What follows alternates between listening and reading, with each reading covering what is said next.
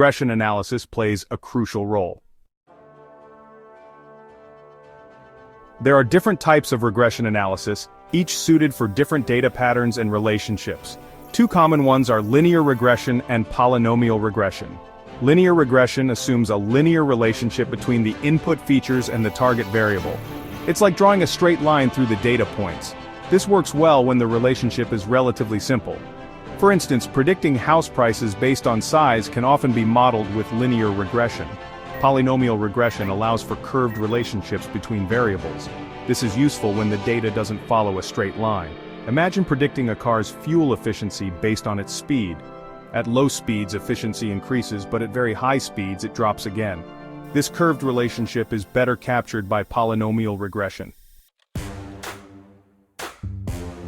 Regression analysis finds applications in various fields, making it a versatile tool for data scientists and analysts. In predictive analytics, regression helps anticipate future outcomes. For example, financial analysts use it to predict stock prices based on historical data and market indicators. Similarly, retailers use regression to forecast sales and optimize inventory management. Risk assessment relies heavily on regression. Insurance companies use it to calculate premiums based on factors like age, driving history, and location. Credit scoring models use regression to assess creditworthiness by analyzing income, debt, and credit history. Marketing campaigns benefit greatly from regression analysis.